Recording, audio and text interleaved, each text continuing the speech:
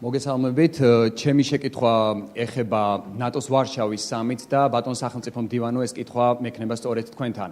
მე მაინტერესებს, როდესაც არის უკვე ოფიციალურად მოლოდინი ამ სამიტთან დაკავშირებით, რა იქნება კონკრეტულად იქნებ გითხრათ ამ სამიტიდან. რას უნდა ელოდოს ოფიციალური თბილისის სამიტისგან იმ ფონზე, როდესაც პრაქტიკულად ვიცით, რომ მაპის მოლოდინი აღარ არის, ანუ რა იქნება ამერიკის როგორც სტრატეგიული ქვეყნის მხრიდან მხარდაჭერა საქართველოსთან დაკავშირებით, რადგან ერთია მხარდასაჭერი განცხადებები და მეორე არის ნატოს როგორც წევრი სკეპტიკოსი ქვეყნების პოზიციები. ანუ მე კონკრეტულად მაინტერესებს რა იქნება ის მაქსიმუმი, რაც უნდა მიიღოს ამ სამიტიდან ქვეყანამ და აქვე ვისარგებლებ შემთხვევით და დავსვავ კითხვას იმ მემორანდუმზე, რომელიც გაფორმდა.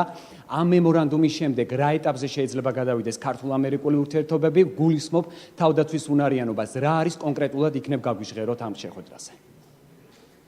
და ბატონ პრემიერო, იქნებ ამ კითხვაზე ასე ვიგვიპასუხოთ თქვენც. მადლობა.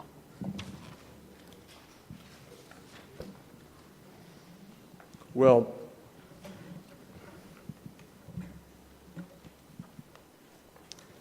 thank you for the question, which is a very legitimate question, appropriate question. Let me begin by saying that the United States is firmly committed to NATO's open door policy.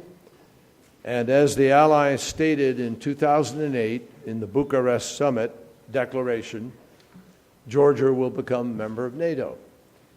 Now, we stand by that statement, and we have joined with allies at the NATO summits in Chicago, in Wales, and we will stand by this statement again in Warsaw to reaffirm our support for Georgia's membership.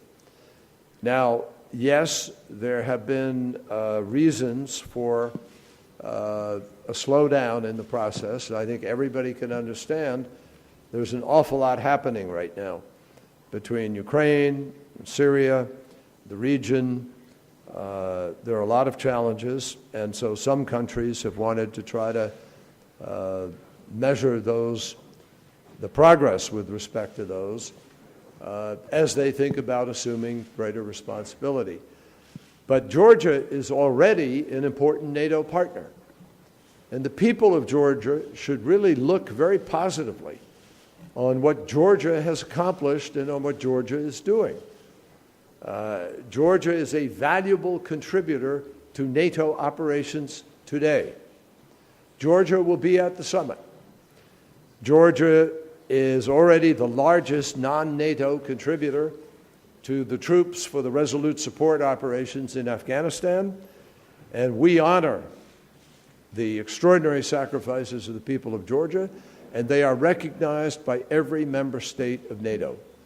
So I wouldn't view this as a moment of despair or a moment of setback. I would view it as a continuing process by which confidence is built and timing becomes appropriate for the final steps to be taken. Now, with respect to the memorandum that we just signed here today, it will support the acquisition of defense articles and related articles that improve the interoperability and the sustainability and the deployability of Georgia's forces and capacities to be able to work and cooperate with the other forces of NATO. It will exchange, it will help in the education and the training and the exchange of operational and technical personnel in order to be able to improve operations between us. It will implement best practices in defense governance that helps to prepare further for implementation of a NATO. It will include the carrying out of joint and combined exercises in order to share expertise and to further provide for greater cooperation and facilitation in Georgia's implementing of some of the best practices of NATO and of these countries. It will include cooperation on enhanced border, maritime, and airspace security, and there will be increased information sharing and security practices, security training, and managing arrangements with respect to security facilitation in this theater and various theaters. So there's a lot in this. There is a lot that is happening which will greatly improve the seamless operation between NATO forces, NATO countries, and Georgia.